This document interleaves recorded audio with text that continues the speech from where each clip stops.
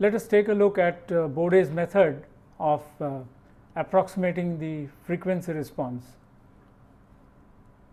What we are looking for is a method for finding out the modulus which corresponds to the gain and argument which corresponds to the phase shift of kgh j omega, where kgh is the loop transfer function. So, we are interested in the modulus of this and in the argument of the same thing. Now, of course, k being positive, the modulus of this is the same as the modulus of gh j omega. So, we need not worry about k, we can always take the effect of k into consideration later on, and similarly k being positive, the argument of kgh is the same as the argument of gh. Now, we can of course make use of the pole 0 diagram and get some idea about how these two things change with frequency. Frequency response is the name given to the variation of this quantity with frequency omega. That is the gain variation, the ratio of the amplitude of output to amplitude of input for a sinusoidal input signal, and the phase difference or the phase shift from the input to the output as a function of frequency. It is called frequency response because we used it in our Nyquist criterion. It is called a Nyquist plot, or it is also called a polar plot, because the argument, the modulus and the argument are like the polar coordinates of a complex number. So, from the pole 0 diagram, it is possible to get some idea about the variation of gain with frequency and the variation of phase with frequency. So, for that, let us look at the simple situation corresponding to our feedback control system with proportional feedback. So, we have two poles here, one of them, the two are a result of the two time constants, the electrical time constant and the mechanical time constants associated with the motor and the load. So, we have two poles, no 0, and we want to look at gh j omega. Now, as we saw earlier, we can think of writing gh as a ratio of two polynomials. In fact, I am making the assumption that the system is described by a ordinary linear differential equation with constant coefficients of the kind that we saw a long time ago, and because of this gh as a function of s can be written as a ratio of two polynomials. So, in this case then, when there are only two poles, let us say one of the poles is called P1, the other is called P2.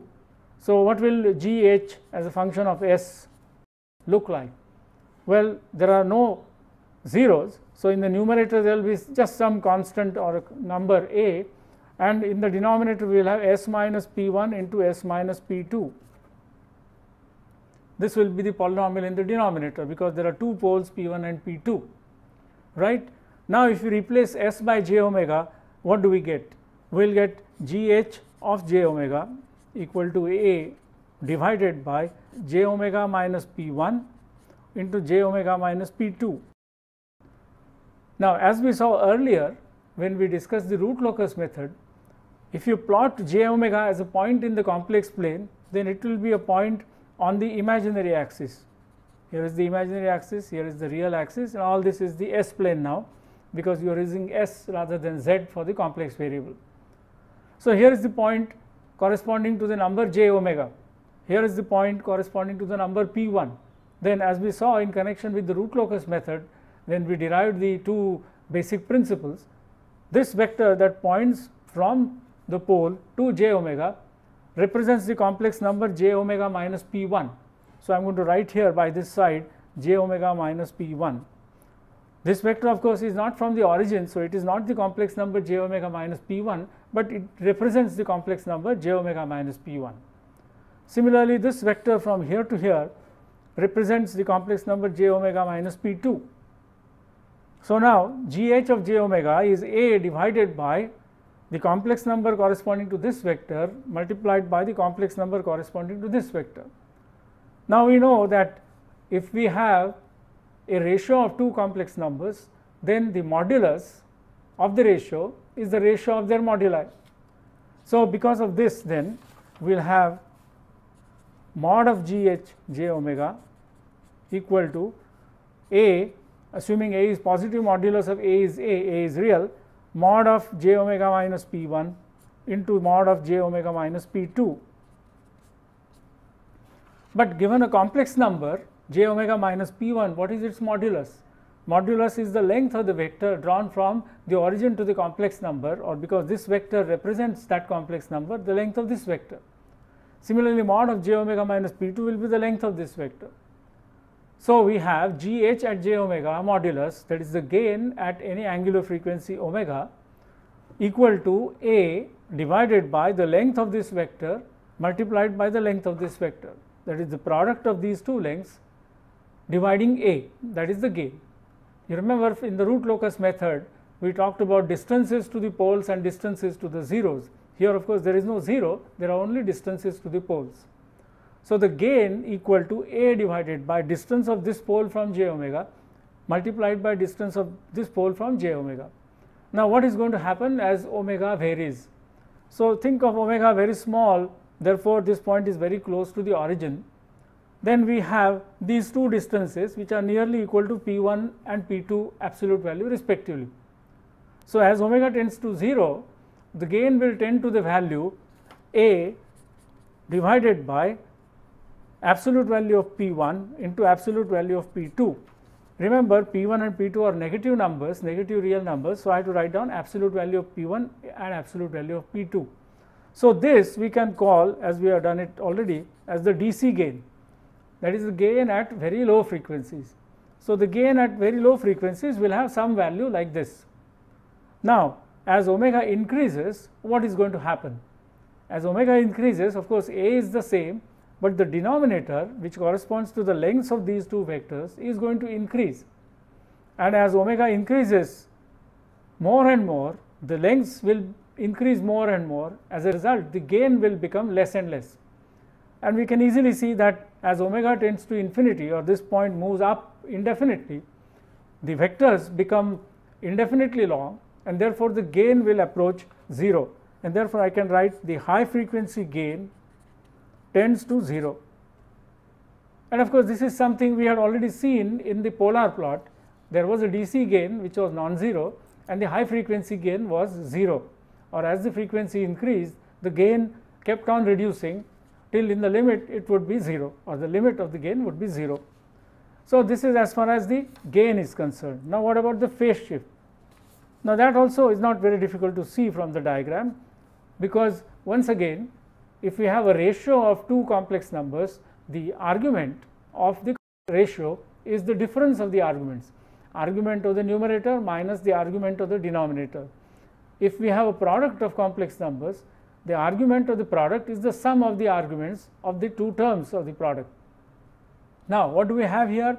We have A divided by a complex number j omega minus p1 and multiplied in the denominator by another complex number j omega minus p2.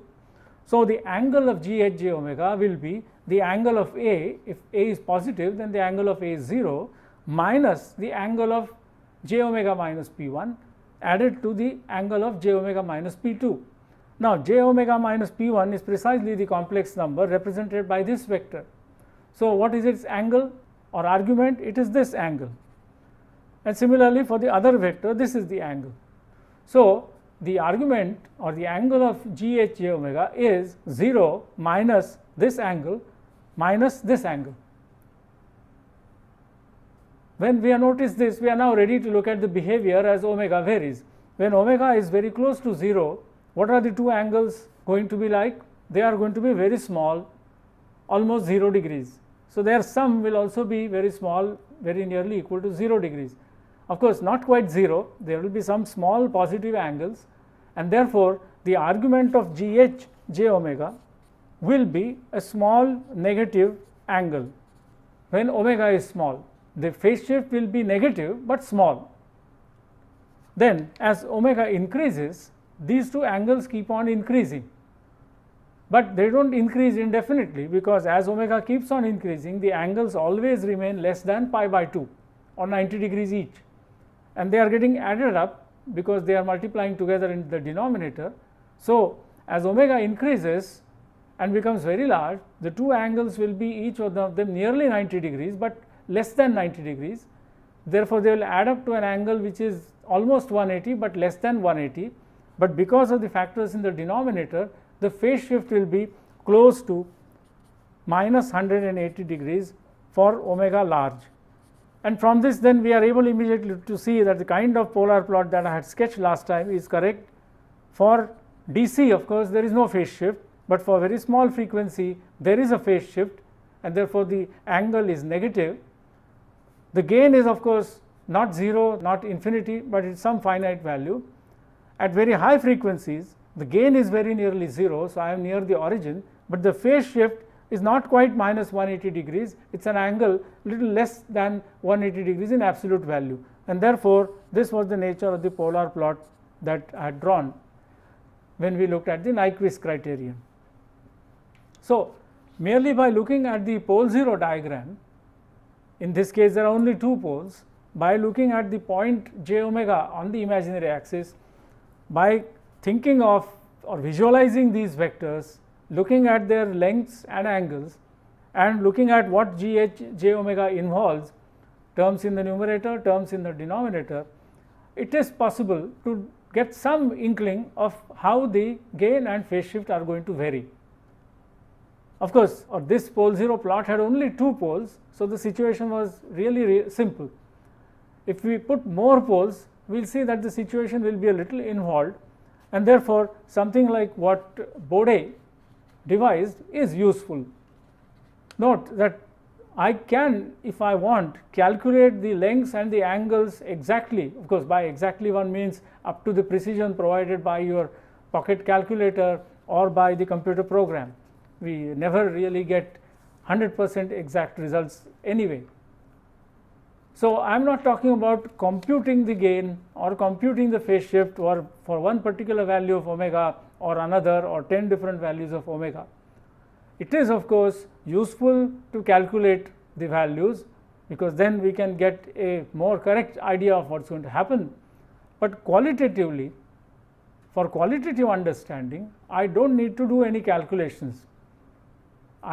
Whatever calculations I do are not really calculations, but I look at the diagram and I look at some background knowledge, I use some background knowledge I have and conclude that in this case the gain will go to 0, the phase shift will go to 180 degrees, but the phase shift will be with a negative sign, and therefore the polar plot will be like this. Let us take the next example, which is the example of our speed control system once again with the integrator added. Now, the pole 0 diagram has one more pole, so it is this pole here, another pole and a third pole. There are still no zeros, and now we want to figure out how the gain and the phase shift vary. So, once again we think of the point j omega, which is on the imaginary axis, the upper half of the imaginary axis, and then we think of the 3 vectors drawn from the 3 poles to this point. Then the gain is equal to whatever is that numerator constant divided by the lengths of these 3 vectors. So, what is going to happen when omega is very small? When omega is very small, this vector that points from the origin to j omega has a very small length. The other 2 vectors, of course, they do not have lengths which are small or going to 0, but the length of this vector as omega approaches 0 is going to become smaller and smaller and in fact approach 0, and that is in the denominator. Therefore, the gain will tend to infinity, or if I want to talk about the DC gain, then I can qualitatively write the DC gain is infinite. Actually, there is no DC gain, because with an integrator, if I apply an input voltage to the integrator which is constant, the integrator output will go on increasing indefinitely. Therefore, in principle the motor speed will go on increasing indefinitely. Of course, nothing of that sort will happen, because the motor is a linear device only within certain limits. So, what we mean is really as omega tends to 0, the gain tends to infinity. The gain will be very large for frequencies which are very small. So, that information we have obtained from the pole 0 diagram. The next piece of information is about the argument or the phase shift, and that again it is not difficult to figure out. Here is j omega. Now, what do I have to do? The argument of g h j omega is argument of A, which is 0 degrees, minus the sum of the 3 angles made by the 3 poles at the point j omega. Now, this time this pole at 0 makes an angle of 90 degrees at this point j omega, and this angle remains constant as omega varies. As this point moves along the imaginary axis, this particular angle stays put at 90 degrees, whereas these two angles, they will start off with small values and then go on increasing to large values. So, this makes a constant contribution of 90 degrees in the denominator. These two make a contribution which varies from 0 degrees to 90 degrees in the denominator, and therefore, what can we say about the angle of GH j omega? As omega tends to 0, the angle will be pi by 2 with a minus sign. Moreover, these two other angles made by these two poles are not quite 0, and therefore, the angle is going to be slightly greater than minus pi by 2, or in the third quadrant. Whereas, as omega tends to infinity, this angle is pi by 2, the other two angles also are pi by 2 each. So, the net phase shift will tend to minus 3 pi by 2, which is also the same as plus pi by 2. Alright. So, with these two items of information about the gain and the phase shift, then we are ready to sketch the polar plot. At low frequencies, the gain is very high, but the phase shift is minus 90 degrees minus a small amount. So, it will start off, let us say, somewhere here. For very high frequencies, the gain is very low, so I am very close to the origin, but the phase shift is almost minus 270 degrees, and therefore, the nature of the polar plot or the shape of the polar plot is like what I had drawn earlier. Now, of course, this is only a qualitative diagram. I have not calculated anything. I have only found out or thought about the limits, limit as omega tends to 0, limit as omega tends to infinity. So, for example, unless I do some calculations, I cannot figure out what is this point of intersection of the polar plot with the negative real axis. Remember that we have to worry about the point minus 1 plus j 0 when applying the Nyquist criterion. So, you would like to know where the point minus 1 plus j 0 is. It here, or is this point itself minus 1 plus j 0, or is it in here? So, the intersection of the polar plot with the negative real axis is something we have to find out. Now, for this point, the phase is 180 degrees, or the argument is 180 degrees. So, in other words, you have to find out the angular frequency omega for which the phase shift or the angle of GH omega is 180 degrees. Now, that is a numerical computation which one can do, and of course, in practice one does choose different values of omega and gets the value of omega close enough to the value where the phase shift will be exactly 180 degrees. Knowing that value of omega, then we can calculate the gain by maybe calculating the lengths of the various vectors, or by evaluating GH j omega as a complex number by doing complex arithmetic on the calculator or with a program. It does not matter what you do. So, qualitatively this is okay, but we may need this information, and for that we will have to do some calculation. So, it is not that no calculations are required at all, but qualitatively we know what is going to happen. Now, this was with 3 poles, but what if the transfer function has poles as well as zeros, and not just 2 or 3, but more? So, let us go back to an example which I had taken in connection with the root locus plot. So, there was a 0 at 2, there was a pole at minus 1, a 0 at minus 2, and then 2 more poles at minus 3 and minus 4. So, we had 3 poles and 2 zeros. Suppose the loop transfer function was like this. Now, what will be the variation of GH j omega as omega varies? Once again, qualitatively, as far as the two limits are concerned, omega tending to 0 and omega tending to infinity, it is possible to work out what the limits will be. Why? Because look at this point j omega here. All I have to do is think of omega very small. So, I am somewhere here. So, what is the gain? Now, the gain is the coefficient that is in the numerator multiplied by the lengths of the vectors from the zeros, or the distances of this point to the zeros, divided by the distances of the point from the poles. So, the whole thing will be some number. What it is, of course, we can even calculate For example, here when this point is very close to the origin, distance to the two zeros is 2 and 2, and distances to the three poles are 1 and 3 and 4, and whatever is the multiplying coefficient k, then this is going to be the gain. So, the DC gain can be calculated quite easily. Omega tending to 0, this will be the limit of the gain.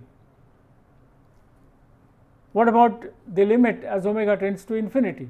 As omega tends to infinity, there are two distances to the zeros which are becoming large, but there are three distances to the poles which are also becoming large, and all the distances will very nearly be equal to omega itself.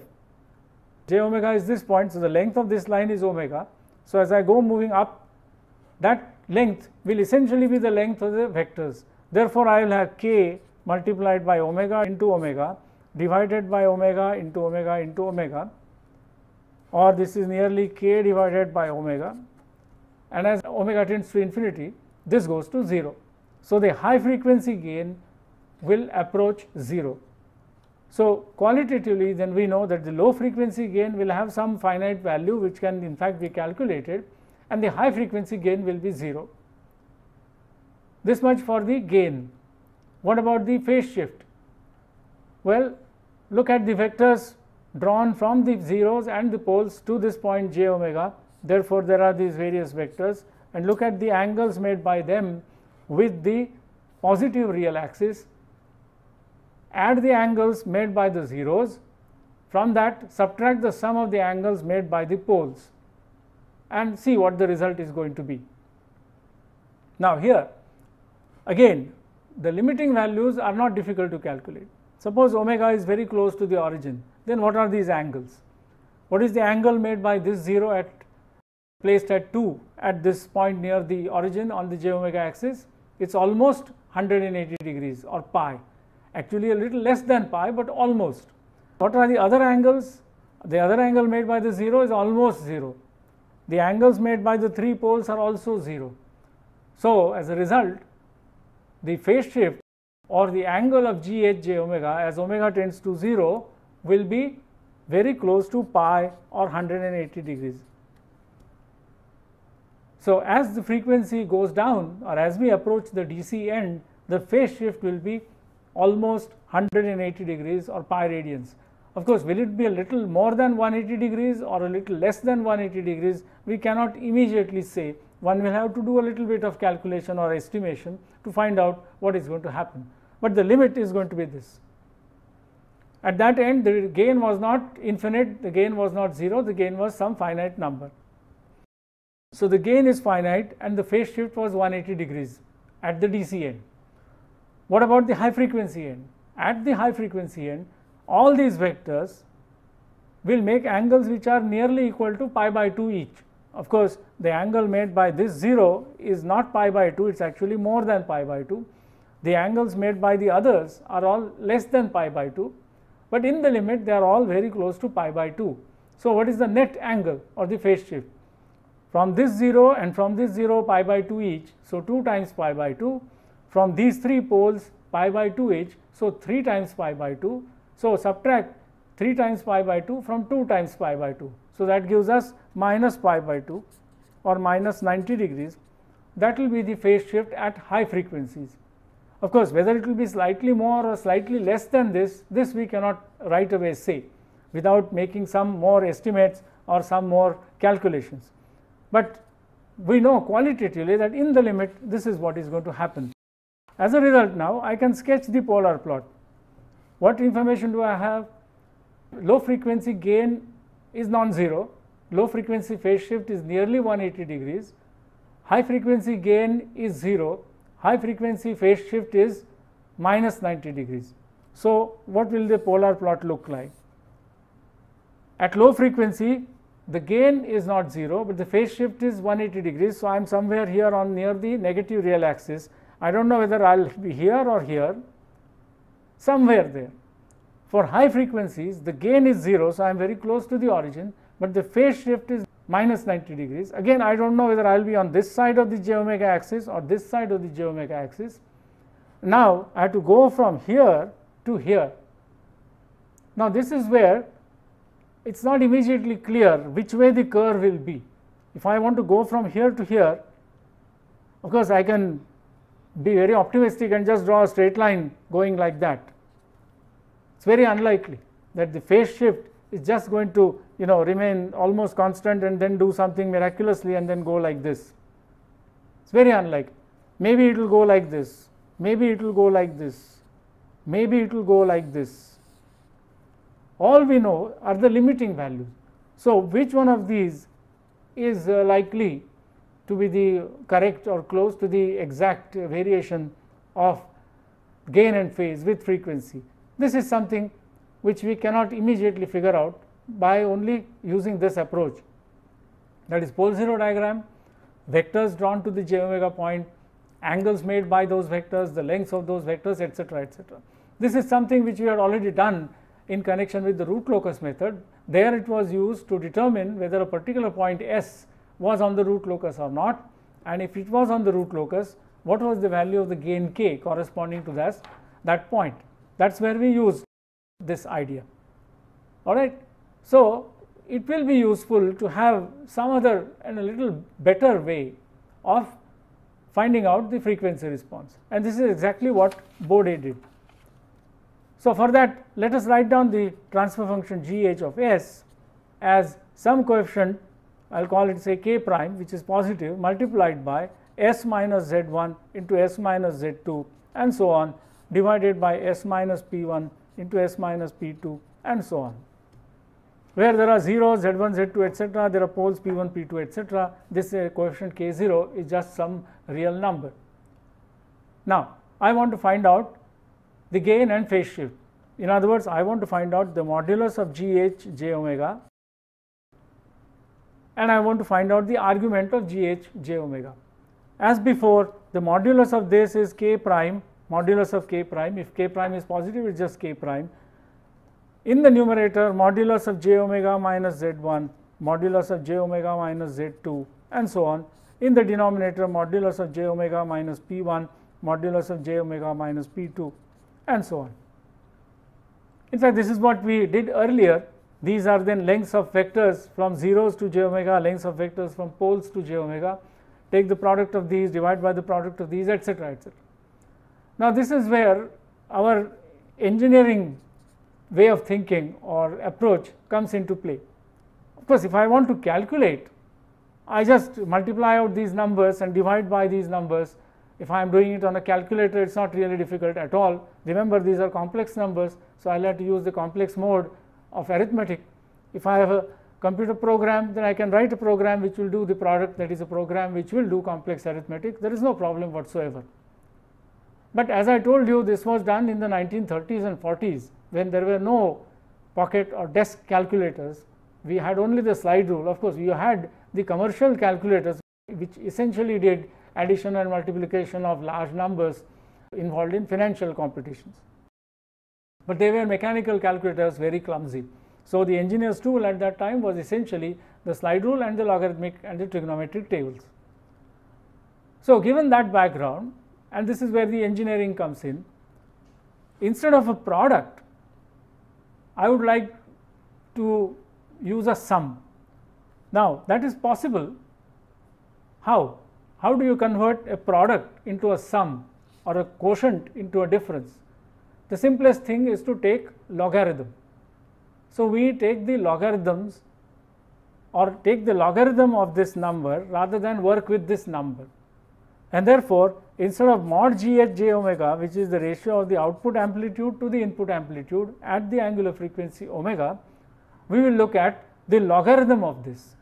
Now, once again, it turns out that although in mathematics, in calculus and so on, the base e is more convenient, for practical purposes the base 10 is a good enough base. So, we look at logarithm of this modulus to the base 10. And then it turns out that at that time, people who had already been working in acoustics, in fact, they had thought of this because the volume of sound that the human being can hear, the faintest sound to the loudest sound that you can hear without going mad, that is a very large range. It is called the dynamic range. Therefore, if you look at the pressure variation or if you think of it as amplitude of oscillation, then the range is very large, and therefore acoustic people were already using something like the logarithmic scale, that they were doing log to the base 10.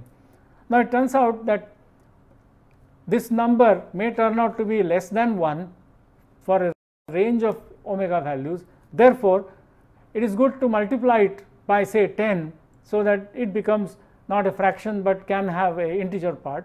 And again it turns out that for historical reasons it was multiplied by 20. This 20 has something to do with power as against voltage.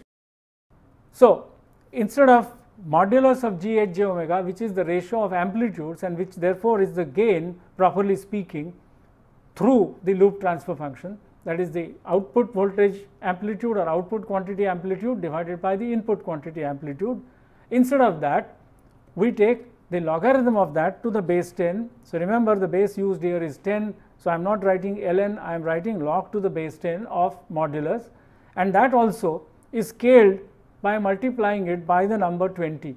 So we have 20 log to the base 10 of mod gh omega, and this is referred to as the dB gain. This is taken as a unit, although there is really nothing like a unit because a gain is simply a ratio, but this is referred to as dB gain. That is, a number calculated like this is said to be the gain in decibels. In fact, the number log to the base 10 is referred to as a bell, named in honor of the physicist scientist Bell, Alexander Graham Bell, and then of course if you scale it 10 times it is a decibel, but because of this power and voltage quantities we multiply by 20 rather than by 10, and therefore 20 log to the base 10 of the modulus or the gain, ordinary gain, will be called the DC gain. We can very quickly look at some numbers. For example, if the modulus is 1, then what is dB gain?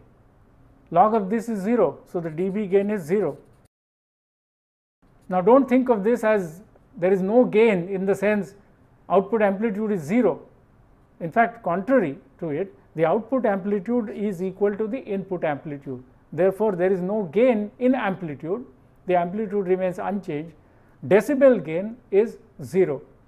What if the output amplitude is double the input amplitude? So the modulus is 2. Then what is 20 log to the base 10 of 2? Well, approximately, and as engineers we don't really care all the time about so many places of decimals, this will be equal to 6 dBs. So a doubling of the amplitude corresponds to a dB gain of 6 or a 6 dB gain. What if the amplitude becomes 1/2? Then there will not be a gain, so it will really be, should be called attenuation, but the gain will be minus 6 dB or the attenuation will be 6 dB. Or halving, making something 1/2 is attenuating by 6 dB, or there is a gain loss, or there is a loss of 6 dB, or the gain is minus 6 dB. Now as far as the gain is concerned, we do use this engineering approach of converting the product into a sum or a difference by taking logarithms.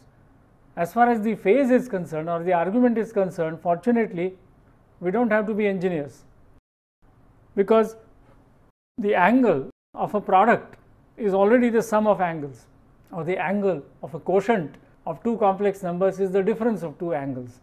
So there is nothing like log required there, and therefore we don't have to really do anything more than what anybody else would have done. But remember, as far as the gain is concerned, the gain that one talks about is therefore not the ratio of output amplitude to input amplitude, but the decibel version of it, that is 20 log to the base 10 of the ratio of the output amplitude to the input amplitude, or 20 log to the base 10 of what one would normally call gain. All right then. So what does this mean?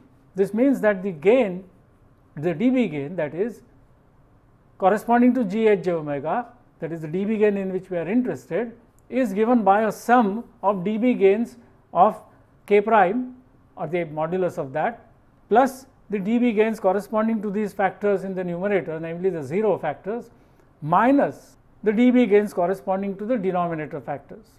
Okay. So now let us look at one of the numerator factors, let us say j omega minus z1. Now, this is where we will have to consider several cases. So, the first case will be that Z1 is real, that is the 0 is a real number.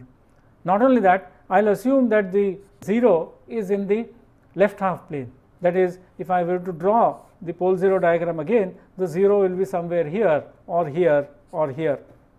If the 0 was here, then Z1 will be real but positive, and of course, if the 0 was out in the complex plane somewhere, then Z1 is no longer real. So, we first consider the case when Z1 is real and less than 0. In that case, what about the modulus of this? Remember now, Z1 is simply a real number. Although I am writing Z1, it is a real number. So, what is the modulus of this? Well, this is real. So, this is the real part with a minus sign, this is imaginary. So, omega is the imaginary part. So, the modulus is going to be square root of omega square plus Z1 square, square root of the sum of the squares of the real part and the imaginary part. So, it is going to be square root of omega square plus Z1 square. Now, this is the actual gain or the contribution to the gain of this 0, but remember, I have to take log to the base 10 of this and multiply it by 20. Now, if I take log to the base 10 of this, what am I going to get? Log to the base 10 of this, because there is a square root, is going to be 1/2 of log to the base 10 of omega square plus Z1 square, right. Now, this is going to be multiplied by 20. So, the net result is that the dB gain corresponding to a factor like j omega minus Z1 with Z1 real, and I have said less than 0, but it does not really make a difference if Z1 is greater than 0. Why? Because I am squaring it anyway. So, the dB gain is given by 10 log to the base 10 of omega square plus Z1 square. So, this is the exact expression for the dB gain corresponding to that factor j omega minus Z1. Now, of course, if you were in a calculating mode, you could change or take different values of omega and calculate these numbers. But as I said, Bode's intention was not to do any detailed calculations, but to get some qualitative information. So, as before, we look at the two extreme conditions, but we will look at something else. So, as omega tends to 0, the low frequency end or the DC end, what is this going to look like? Omega square is very small, Z1 square is what will remain. I am assuming that Z1 is not 0. So, Z1 square is a positive number, omega square however is going to 0. So, this whole thing will approach 10 log to the base 10 of Z1 square, or therefore, it will be this square. So, 20 log to the base 10 of Z1. So, if I know the location of the 0, then 20 log to the base 10 of Z1 will give me the DC gain. So, corresponding to this factor, there will be a DC gain of this amount, 20 log to the base 10 of Z1. So, that is the behavior as omega tends to 0. Now, the behavior as omega increases without limit, or as we say omega tends to infinity. In that case, what about 10 log to the base 10 of omega square plus Z1 square? Now, Z1 is of course fixed, it is omega which is now increasing. So, this becomes negligible compared with omega square for a large omega. Therefore, this whole thing comes down to 20 log to the base 10 of omega. So, as omega changes, the gain changes, and of course, it changes logarithmically because the gain is dB gain and not the original gain. No wonder, do not get worried by this log 10, we have already taken log, that is why there is log 10. Otherwise, the gain will be simply proportional to omega as we saw earlier. So, it is as a function of omega, it looks like log to the base 10 of omega. Now, here is where one more engineering example of engineering aptitude or approach comes in. If something is a function of log 10 of omega rather than omega directly, of course, I can say I can always calculate log 10 of omega, I need a calculator or a log table. But why do not I consider log 10 of omega as the independent variable? That is, instead of frequency omega as say so many radians per second corresponding to some practical frequency in hertz, why do not I think of log to the base 10 of omega as my independent variable? That is, instead of omega varying, I am varying log to the base 10 of omega. This was the idea that Bode used. So, for a moment, suppose instead of log to the base 10 of omega, I think of this as a variable, let us call it say u. Then if u is my independent variable, the dB gain is nearly equal to 20u as u tends to infinity. Geometrically, this is very easy to interpret, because if a function is given by 20u, then what is its graph going to look like? This as a function of u. It is going to be a straight line passing through the origin with a slope of 20, right? This is exactly what Bode did. Now, when you plot log to the base 10 of omega rather than omega, this is said to be plotting omega on a logarithmic scale. This is something which you may have studied, but it does not matter if you have not studied it. We will look at what it means. What it means is that I am going to show log to the base 10 of omega on an ordinary, therefore linear or uniform scale. So, suppose I have this scale here, I have a straight line here, which is my u axis now, and I am going to call it log to the base 10 of omega axis. Then let us say what are the various values of u that are possible. Now, the first thing that you realize is that u cannot be 0. Why? Because u is the logarithm. So, what are the values that are possible? So, with omega equal to 1, what is the value of u? U equal to 0. So, let us say here is the point u equal to 0. With some other value of omega, I will get some other value of u. Let us take omega equal to 10, and we see why, because log 10 of omega is 1, so u equal to 1. So, here is the point u equal to 1. Let us take omega equal to 100, that corresponds to log to the base 10 of 100, which is u equal to 2. Now, I am going to draw or use a uniform scale on the u axis, so this will be u equal to 2. Of course, u equal to 0 corresponds to a frequency of 1 rad per second, u equal to 1 corresponds to a frequency of 10, and u equal to 2 corresponds to a frequency of 100 or 10 raised to 2 rad per second. Now, you can imagine that instead of thinking of frequency in rad per second omega, we can think of f, which is in hertz or cycles per second. However, this is a uniform scale. So, what about the point u equal to minus 1? What will be the angular frequency to which it will correspond? What will be omega such that log to the base 10 of omega is minus 1? Well, it will be 0.1 or 10 raised to minus 1 rad per second. And similarly, u equal to minus 2 will correspond to a still lower frequency of 0.01 rad per second or 10 raised to minus 2 rad per second. So, we have these various values of omega, the corresponding values of u, but omega equal to 0 cannot be shown here, because strictly speaking, if I do calculate or take the limit of log to the base 10 of omega as omega tends to 0, I will get what? Minus infinity. So, that point will be way out here towards the left. So, I am not going to be able to show it. Now, this interval, say from u equal to 0 to 1, there is a change in value of u by 1. What about the change in the value of omega? It is from 1 to 10, that is, it is by a factor of 10. Now, instead of saying factor of 10, one uses a term from music or acoustics, which is called a decade. In fact, the acoustic term is not really decade, the acoustic term is an octave. What we have here is a decade. U equal to 0, u equal to 1, omega equal to 1, omega 10 times that, u equal to 1 to u equal to 2. The interval here, as far as u is concerned, is 1, but the frequency range is from 10 to 100. So, here the frequency range was from 1 to 100, a difference of only 9 radians per second, whereas here it is from 10 to 100, a difference of 90 radians per second. So, that is why one refers to what we have drawn as a logarithmic scale for omega, although it is a linear scale for log to the base 10 of omega. And this, all this is being done because in the magnitude expression or in the gain expression, we have log to the base 10 of omega, and we sort of disguise it by calling it u, so that we get a linear function like 20u.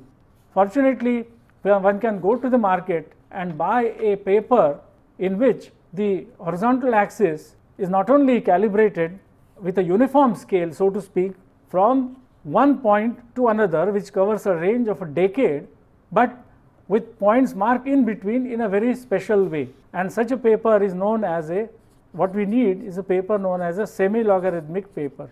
So, a semi-logarithmic graph paper is what one can use in this connection. Now, what is this nature of this graph paper?